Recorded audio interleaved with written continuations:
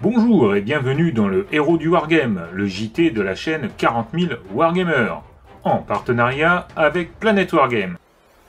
Cette semaine, dans votre JT du hobby, un retour sur les previews annoncés ce week-end par Warhammer Community.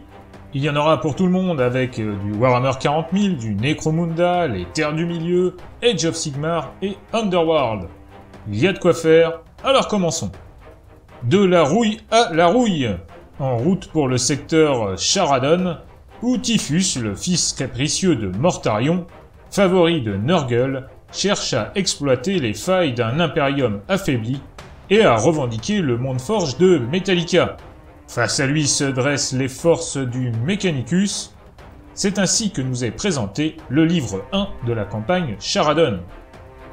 Associé à cette prévision de sortie, on nous présente le pack de missions Crusade Black Purge qui permettra aux joueurs de s'immerger dans la zone de guerre Sharadon, comme il avait pu le faire avec Beyond the Veil. Bon allez, on va pas se mentir, même si cette sortie est de bon augure, cela ne s'adresse pas à une grande majorité des joueurs de 40K.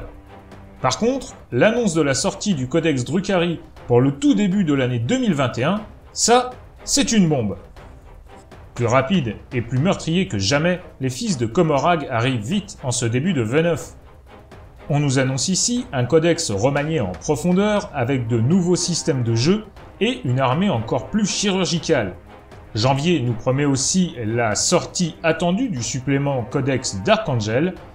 On nous annonce pêle-mêle des Dreadnoughts Deathwing, des Vanguard et des Outriders super opérationnels et même des règles pour les Fallen. Passons maintenant à Necromunda avec House of Artifice. C'est ici le supplément Vansar qui est accompagné d'une sortie de figurines très intéressante. Non mais regardez-moi ces surfeurs et leurs boucliers. Joueurs de Necro ou pas, c'est une invitation à la conversion et au proxy pour toutes les armées du 41e millénaire. Nous, on adore. Retour sur Terre maintenant avec les Terres du Milieu justement. Games Workshop, ou plutôt Forge World, continue à décliner la gamme du Seigneur des Anneaux avec la sortie de Silverbarb et de ses acolytes Merry et Pipin.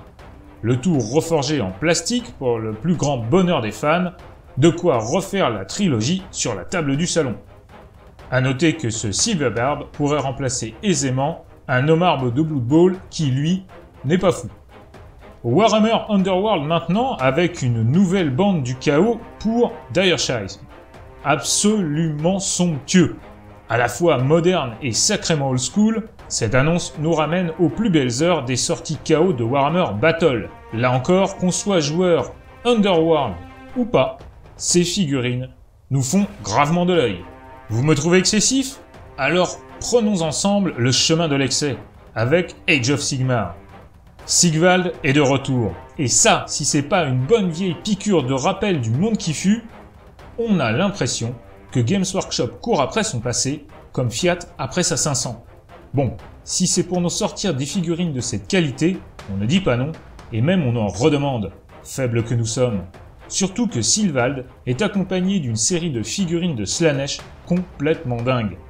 Asdané, moi je vous le dis ma bonne dame.